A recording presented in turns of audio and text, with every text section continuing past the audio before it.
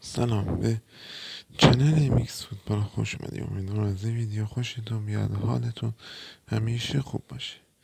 موضوع این ویدیو در مورد دل کلاسیکره. یعنی هم بازی دورتموند و بایر که امشب قرار برگزاری بشه به میزبانی بایر مونیخ در ورزشگاه آلیانز آرنا. یه نکته جالبی که تو این بازی هست این بازی همیشه هیجانات خاص خودشو داره. چرا؟ چون کری هایی که میخونن کری های بسیار بسیار فوق تعصبیه. یعنی شما بازی رئال مادرید بارسا رو که میبینی یا رئال اتلتیکو، هرگز نمیتونید این حجم از تعصب تو کری خوندن رو ببینید. حالا چرا؟ نمونهش من امروز دیدم یه توهین خیلی بدی هوادارهای بایرن به باشگاه دورتموند کردن که حالا اگه تونستم ویدیوشو گیر بیارم براتون توی اینستاگرام یا توی یوتیوب میذارم. در کل علاقه خاصی به این بازی هست. حالا امروز ویژه تره. چرا؟ چون این بازی توی جدولم خیلی مهمه، جدول بوندسلیگا. باید فاصله 4 امتیازی با دورتموند داره و میخواد فاصله شو با دورتموند بیشتر کنه. برعکس دورتموند میخواد فاصله شو به 1 امتیاز برسونه و این امتیاز خیلی، یعنی این بازی خیلی برای دورتموند حائز اهمیته. دورتموند خط حمله آنچنانی نداره. شاید مثلا فوقش میتونیم کریم آدیمی و سرو گیراسی رو بگیم، ولی از اون ور ما هری کین رو داریم که تشنه گلزنیه.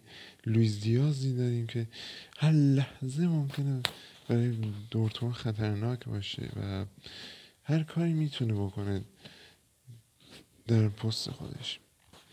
در سمت دروازه‌بان هم دورتموند کمی قابل اطمینان تره نسبت به بایرن. دروازه‌بان بایرن اسمش الان ببخشید من یادم نمیاد، ولی دورتموند گرگور کوبله که دروازه‌بان خیلی خوبیه.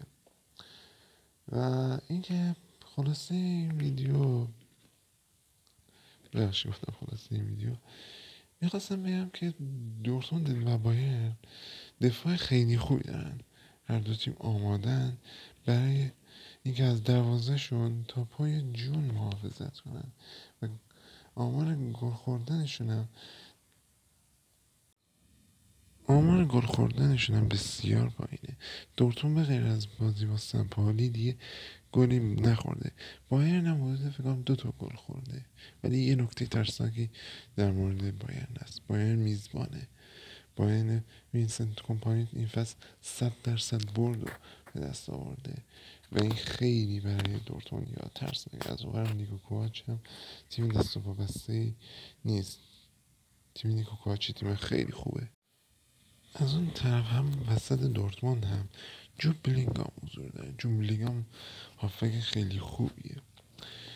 در سمت مدافعینشون هم نیکو اشلوتربرگ و آنتون حضور دارن که 2 تا بهترین مدافعین آلمان هستن.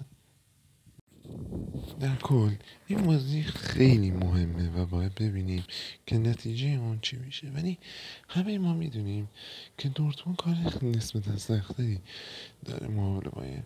چرا؟ خب بایرن ترکیب بهتر و آماده تری داره و خب دورتموند هم میهمانه، ولی فوتبال و عجایبش که چه کسی حدس میزد که دورتموند دفعه قبل ببره بازی رو.